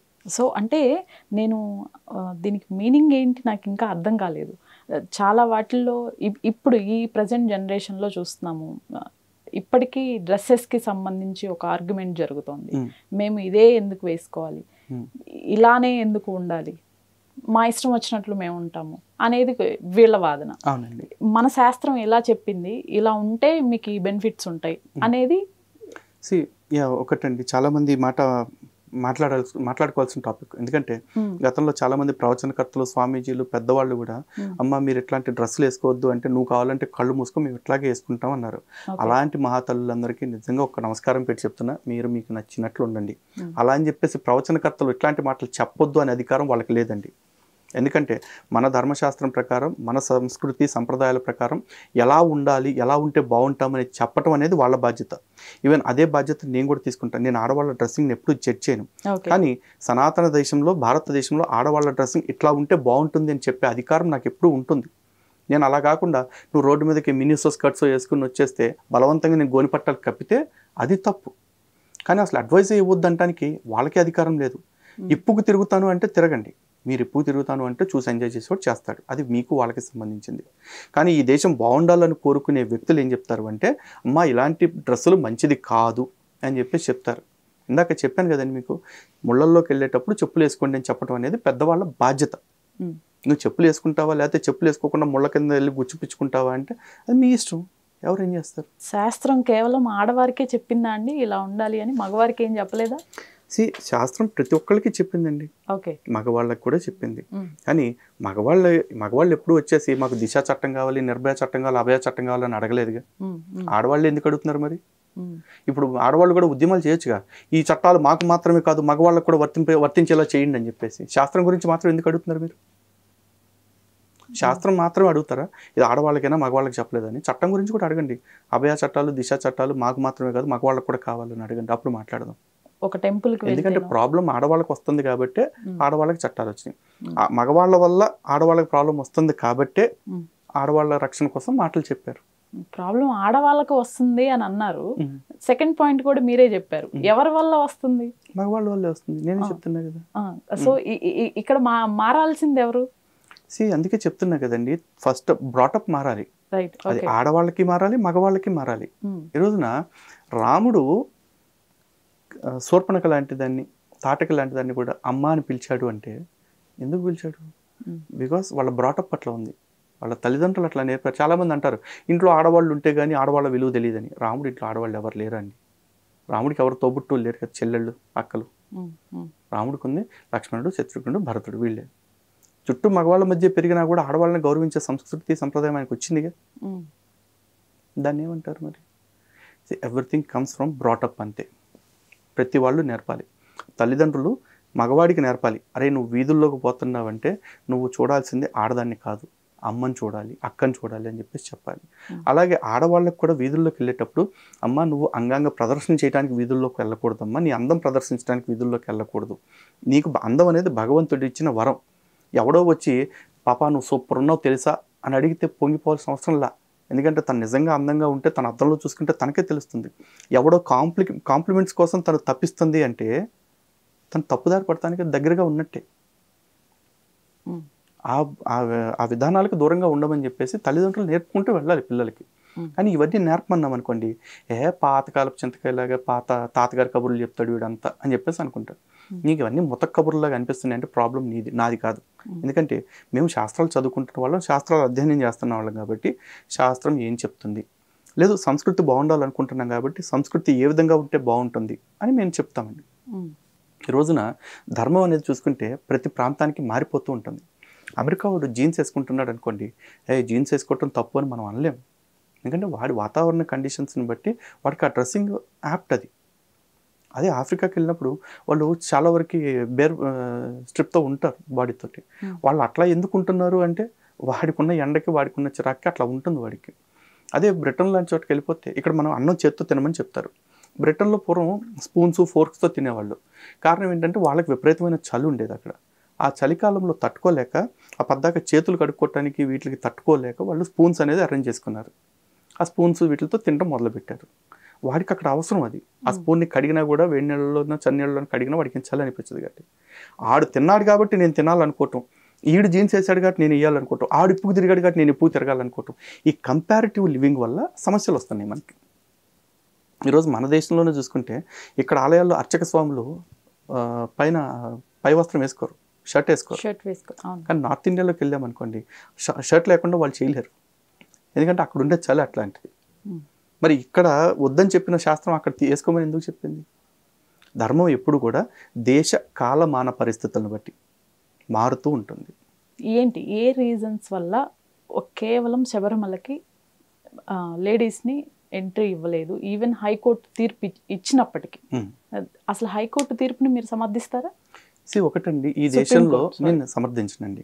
ఈ దేశంలో ఆలయాలు నడవాల్సింది ఆగమ శాస్త్రాలను అనుసరించి, ఐపీసీ చట్టాలను అనుసరించి కాదు. క్లియర్గా చెప్తున్నాం కదా. ఈ రోజున ఒక మసీదులోకి ఆడవాళ్ళని ఎందుకు రానివ్వట్లేదు అని చెప్పి ఎవరో క్వశ్చన్ చేయట్లా. ఈవెన్ ముస్లిం ఆడవాళ్ళు కూడా మేము మసీదులోకి వెళ్ళాల్సిందే అని చెప్పేసి ఎక్కడ పిటిషన్ లేసింది నేను చూడలా. కానీ శబరిమల విషయంలో చూసుకుంటే అయ్యప్ప స్వామి ఆలయంలోకి ఆడవాళ్ళు రానివ్వరా, అయ్యప్ప స్వామికి ఆడవాళ్ళు అంటే పడదా అంటారు. అయ్యప్ప స్వామి ఆలయంలోకి ఆడవాళ్ళని రావద్దని చెప్పలా. ఒక్క శబరిమల ఆలయంలోకి మాత్రమే అయ్యప్ప స్వామి ఆడవాళ్ళని రావద్దని చెప్పారు. కారణం ఏంటంటే అక్కడ స్వామి ఏకాంతవాసంలో ఉంటారని చెప్పేసి చెప్తారు. అలాగే ప్రతి దేవాలయానికి ఒక్కొక్క నియమం ఉంటుంది. ఆ ఒక్కొక్క నియమం ఆ దేవాలయం యొక్క వైశిష్ట్యాన్ని చూపిస్తుంది.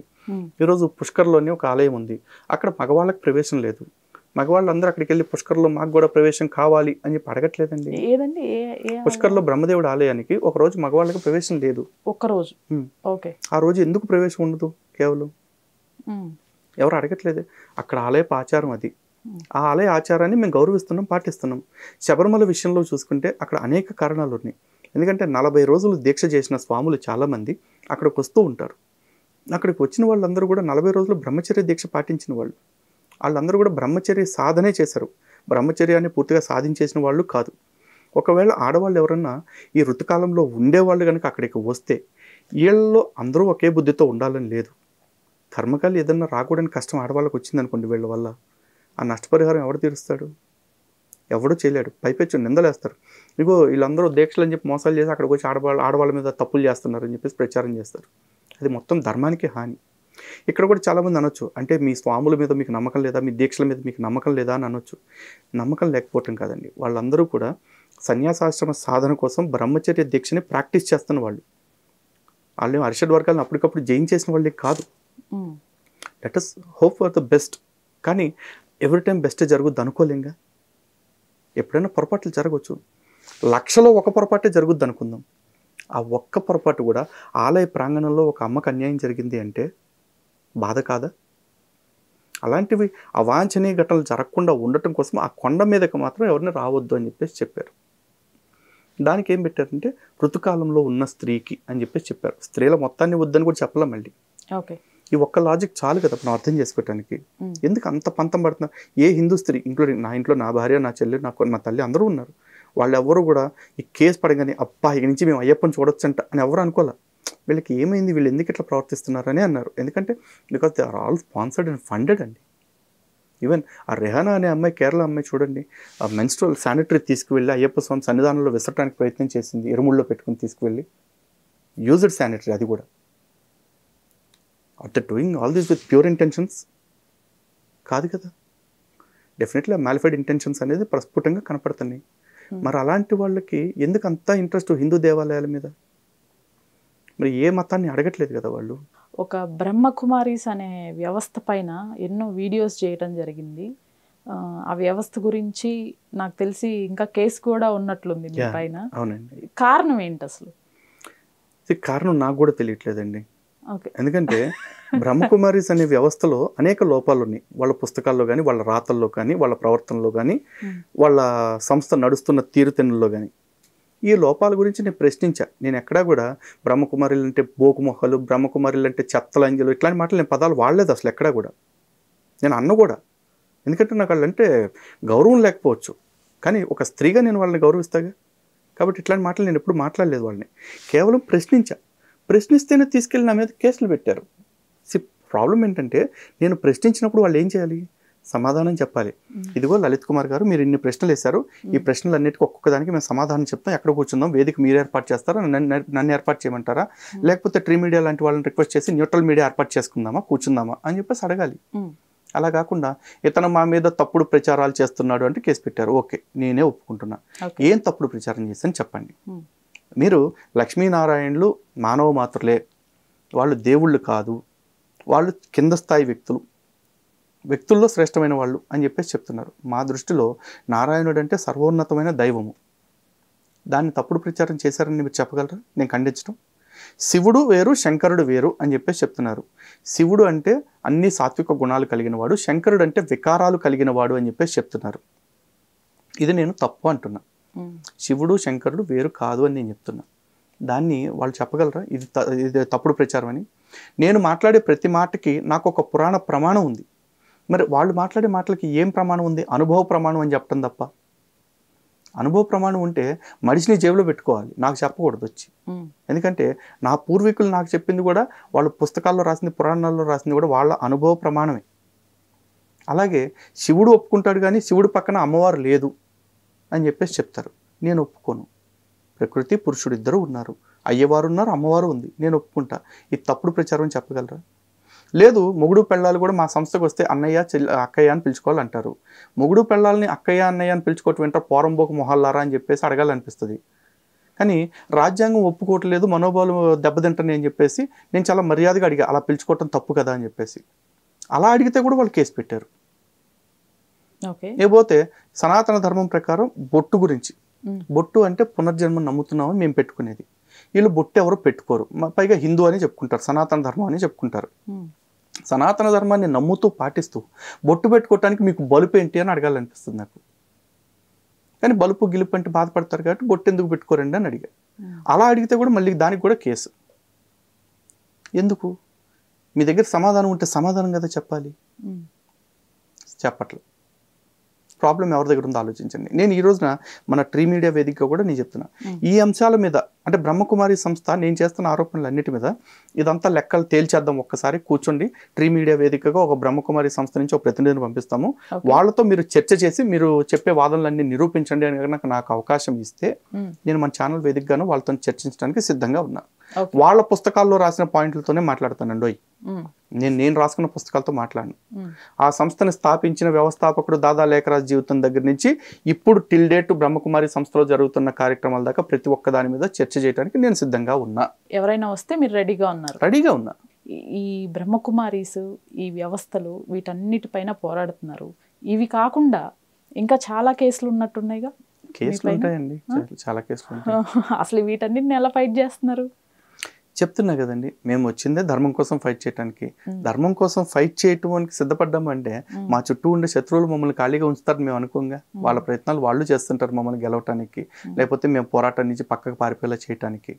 వాళ్ళు ఎంత ప్రెషర్ పెడుతుంటే మాకంత బాధ్యత పెరుగుతూ ఉంటుంది. ఒక బాబు గోగినేని, అలానే బైరి నరేష్, నాస్తికులు, వీరు ముఖ్యంగా కేవలం హిందూ దేవుళ్ళపైనే కామెంట్స్ చేయడం జరిగింది. వాళ్ళతో కూడా డిబేట్లో కూర్చుంటున్నాను. చివరికి ఏం జరిగింది? చెప్తున్నా కదండి, ఇప్పుడు ఎట్లా ఉంటుందంటే కుక్కతోక వంకర. ఎండ్ ఆఫ్ ద డే వాళ్ళు ఒకటి నమ్ముకున్నారు. వాళ్ళు ఏమంటారు, బాబు గోగినేనే ఉన్నాడు, నేను హ్యూమనిస్ట్ని, అందరినీ గౌరవిస్తా, అందరినీ సమానంగా చూస్తానని చెప్పేసి అంటాడు. ఆడెవడో బిగ్ బాస్లో ఒక ఏదో క్వశ్చన్ అడిగితే, నువ్వేంటి, నీ స్థాయి ఏంటి, నువ్వు నన్ను క్వశ్చన్ చేయటం అన్నాడు. ఇప్పుడు హ్యూమనిస్ట్ అయితే గనక నువ్వు నీ స్థాయి అనే మాట మాట్లాడు. ఎందుకంటే మనుషుల మధ్య స్థాయి ఎప్పుడు కూడా శాశ్వతం కాదు. మహా అయితే ఏముంటుంది స్థాయి అంటే, వాడి వయసు పెద్దది, వీడి వయసు చిన్నది అవ్వచ్చు. వీడి వయసుకి రాడేమో కానీ వీడు ఖచ్చితంగా ఆడి వయసుకి వస్తాడు ఏదో ఒక రోజుకి. ఇంకా స్థాయి ఏంటి? పోనీ ఆర్థిక స్థాయి చూసుకుందాం. ఆడు అడుక్కు తింటే తెల్లారని గ్యారంటీ లేదు, వీడు కోటీశ్వరుడు అవ్వడానికి గ్యారంటీ లేదు. ఓవర్ నైట్ ఏమైనా జరగవచ్చు దేశంలో. పోనీ జ్ఞానం విషయంలోనే చూసుకుందాం స్థాయి. బాబు గోగినే నేను సైంటిస్ట్ని తోపు అనుకుంటాడు, ఏమో కర్మగాలు రేపే అమ్నీషియా వచ్చి మొత్తం మర్చిపోవచ్చాడు, ఎవడికి తెలుసు. లేదా బ్రెయిన్ స్ట్రోక్ వచ్చి సాయంత్రమే పోవచ్చు జ్ఞానం మొత్తం కూడా. వీడికి అపారమైన జ్ఞానం ఒక నెల రోజుల్లోనే రావచ్చు, ఎవడు చెప్తాడు రాదని. కాబట్టి ఇంకొకటి స్థాయిని ఎంచే ముందు మనం ఒకటే గుర్తుపెట్టుకోవాలి, మనం స్థాయి అనే మాట మాట్లాడతామంటే మనం అహంకారంలో బందీ అయిపోయాము. ఒక మనిషి నాశనం అయిపోవటానికి, ఒక మనిషిని నాశనం చేయడానికి అహంకారము, మమకారం అని ఈ 2 ఆయుధాలు చాలు. వాటి నుంచి బయటపడమని సనాతన ధర్మం చెప్తుంది. వాటి గురించి తెలుసుకోలేని ఇట్లాంటి వాళ్ళు ఏం చేస్తూ ఉంటారంటే, మేము అంత చదివాం, మేము ఇంత చదివాం, మేము అంత తెలుసుకున్నాం, ఇంత తెలుసుకున్నాం అని చెప్పేసి అహంకారంతో విర్రవీగుతూ ఉంటారు. మాకు ఉపనిషత్తులో ఒకే మాట చెప్తున్నారు, కేనోపనిషత్తులో, ఎవడైతే నాకు సమస్తము తెలుసు అనుకుంటాడో బ్రహ్మానికి సంబంధించి, వాడికి ఏమీ తెలియదని. ఎవడైతే బ్రహ్మానికి సంబంధించిన విషయాన్ని నేను ఎప్పటికీ సంపూర్ణంగా తెలుసుకోలేను అనుకుంటాడో వాడికి సంపూర్ణమైన జ్ఞానం లభించినట్లు. వీళ్ళు మాకు అన్నీ తెలుసు అంటున్నారుగా, అంటే ఇక్కడ అర్థమవుతుంది వీళ్ళు ఏమీ తెలియని అజ్ఞానులు అని చెప్పేసి. అలాంటి అజ్ఞానులతో ఎంత వాదించినా సరే కింద పడ్డ పైచేయి మాదే అంటారు వాళ్ళు. బైరి నరేష్ గారితో డిబేట్లో కూర్చున్నారు, ఆశాంతం వీక్షించాము. అయ్యప్ప స్వామి గురించి కూడా చాలా కామెంట్స్ చేశారు. ఆయనకి దానికి సంబంధించి నాకు తెలిసి శిక్ష కూడా ఇన్స్టెంట్గా పడింది ఆయన విషయంలో మాత్రం. శిక్ష అంటే దండం దశగుణం భవేత్ అండి, అంతే. ఓకే, ఇప్పుడు ఆ చేసిన తప్పును ఒప్పుకొని పోలీస్ స్టేషన్లో లొంగిపోయి భవిష్యత్తులో చేయను అంటే వేరేలా ఉండేది. కానీ అహంకారంతో కండకావరంతో మాట్లాడితే హిందువులు అందరూ లలిత్ కుమార్ లాగా టీవీల ముందు కూర్చొని డిబేట్లు చేయరుగా. కొంతమంది అట్లా వెళ్ళిపోయి దాడులు కూడా చేస్తారు. లలిత్ కుమార్ గారు ఈ హిందూ జనశక్తి అనే దాన్ని స్థాపించి సనాతన ధర్మాన్ని ప్రచారం చేస్తున్నారా, లేదు అంటే ఇతర మతాలకి సంబంధించి స్పీచెసే ఎక్కువయ్యాయా? ఒకటండి, యుద్ధం అన్నప్పుడు చేతిలో కత్తి ఉంటుంది, ఒకటి డాలు ఉంటుంది. శత్రువుతో యుద్ధం చేస్తూనే ఉంటాం, శత్రువు నుంచి గాయం తగలకుండా ఉండటం కోసం కాపాడుకుంటూనే ఉంటాం, రెండూ చేస్తున్నాం. ఓకే, ఇప్పుడు మాది సనాతన ధర్మరక్షణ కోసం చేస్తున్న యుద్ధం. ఇందులో మా ధర్మాన్ని ప్రచారం చేసుకుంటూ ఉంటాం, పరాయి మతాల నుంచి వస్తున్న దాడుల్ని తిప్పి కొడుతూ ఉంటాం. ఆ తిప్పి కొట్టే క్రమంలో మా కత్తి వాళ్ళకి గాయాలు చేస్తూ ఉంటుంది. ఎండ్ ఆఫ్ ది డే ఏ యుద్ధమైనా ప్రతి ఒక్కరు గెలవాలని చేస్తాడు. ఇక్కడ కూడా మేము అంతే, మా ధర్మం గెలవాలని చేస్తున్నాం. ఆ క్రమంలో ఎవడు పోతాడు, ఎవడు ఉంటాడు అనేది నాకు సంబంధం లేదు, యుద్ధం చేయటం నా పని. కానీ హిందూ మతానికి సంబంధించి ఏవైతే కొన్ని చిన్న చిన్న, ఇప్పుడు మీరు చెప్పారు కాలానుగుణంగా మారుతూ ఉంటుంది అని, ఏవైతే ఉన్నాయో నెగిటివిటీస్, చిన్న మైనర్వి, అవన్నీ మీ వరకు వచ్చినప్పుడు వాటిని కంప్లీట్గా తీసేయడానికి ట్రై చేస్తారా? ఇప్పుడు నేను వస్తానండి, ఈ ఛానల్లో బ్రదర్ ఉన్నాడు, అతని పేరు మీద నేను ఒక లెటర్ రిలీజ్ చేస్తాను, ఇదిగో నా ఆఫీస్లో నువ్వు ఎప్పుడు భవిష్యత్తులో దొంగతనం చేయడానికి వీలు లేదు అని చెప్పేసి రాసిస్తాను. అతను అప్పుడు దాకా ఏ దొంగతనం కూడా చేయలే, కానీ నేను ఊరికి ఒక అతను నువ్వు మళ్ళీ ఎప్పుడు దొంగతనం చేయడానికి వీలు లేదు అని రాస్తాను. ఆ లెటర్ అలా ఫైల్లో పెట్టేస్తాను రికార్డ్స్లో. ఒక 2-3 ఏళ్ల తర్వాత అతను మానేస్తాడు, వేరే వాళ్ళు వెళ్ళిపోతారు, ఎవరో కొత్త స్టాఫ్ వస్తారు, వాళ్ళు చూసి లెటర్, ఓహో 2 years బ్యాక్ పలానా రాజేష్ అనేవాడు ఎప్పుడు దొంగతనం చేసేవాడు అనమాట, ఇతను దొంగతనం చేయడానికి వీలు లేదని అప్పట్లో బాస్ లెటర్ కూడా ఇచ్చాడు అతనికి అని చెప్పేసి అనుకుంటాడు. ఆ లెటర్కి ఏమైనా అర్థం ఉందా? ఏమీ లేదు. ఎవడో బ్రిటిష్ అధికారి ఒకడు వచ్చేసి ఈ దేశంలో సతీ సహగమనాన్ని నిషేధిస్తున్నాం అని చెప్పేసి అన్నాడు. నిషేధించడానికి అసలు ఎక్కడ జరిగిందో చెప్పరా యదవా అంటే చెప్పేవాళ్ళు లేడు ఇప్పుడు కూడా. అసలు జరగలేదంటారా మీరు? జరగలేదు కదా. ఓకే, రాణి పద్మావతి విషయంలో జరిగిన జోహర్ని సతీ సహగమనం అంటే మనం ఏం చేయలేం దాన్ని. ఎందుకంటే అప్పట్లో దాడి చేసిన తురకరాజుల నుంచి వాళ్ళ శీలాన్ని కాపాడుకోవటం కోసం వాడి ఎవరి చేతిలో బలాత్కారానికి గురవటం కంటే కూడా చావటమే మేలు అనుకుని 3000 మంది ఆ రాజ భవంతులకు సంబంధించిన ఆడవాళ్ళందరూ కూడా ఆ అగ్నికి ఆహుతైపోయారు వాళ్ళంతటి వాళ్ళు. అది సహగమనం కాదే. అదే పాండురాజు విషయంలో మాదిరి చేశారు. ఆవిడ అతని శాపం తెలిసి కూడా నేను అతను తాకటానికి అవకాశం ఇవ్వటం వల్ల నా కారణంగానే చనిపోయాడు కాబట్టి నేను కూడా నా భర్తతో పాటే ప్రాయోపవేశం చేస్తానని చనిపోయారు ఆవిడ, అదే చిత్తులు పడి. అంతేకాని ఆవిడేమి నా భర్త చనిపోయాడు కాబట్టి ఎవరో ఒకళ్ళు ఖచ్చితంగా చచ్చిపోవాలి కాబట్టి నేను కూడా వెళ్తానని చెప్పి వాడు చచ్చిపోలే. అవి కాకుండా ఇంకెక్కడ సతీ సాగమనాలు జరిగాయి? కట్టేసి కాళ్ళు చేతులు కట్టేసి భర్త చిత్తో పాటు కాల్చడాలు ఏం జరగలేదండి. ఇవన్నీ అంటే మనం చదువుకొని వచ్చినవే కదా, పలానా వాళ్ళు దీనికోసం పోరాడారు, ఆ, ఇన్ని జరిగేవి, ఇవన్నీ మన books లో ఉన్నవే. ఎవడు పోరాడాడండి? రాజా రామ్మోహన్ రాయ్ అనేవాడు పోరాడారు. ఆ రాజా రామ్మోహన్ రాయ్ ఎవడండి? క్రిస్టియన్ మతంలోకి మారిపోయిన వ్యక్తి. పేరు బ్రహ్మ సమాజ్. అతను క్రిస్టియన్. అతని సమాధి ఇప్పటికి కూడా అమెరికాలో ఎందుకు ఉందండి? ఈ దేశం నుంచి అమెరికా ఎందుకు వెళ్ళిపోయాడు?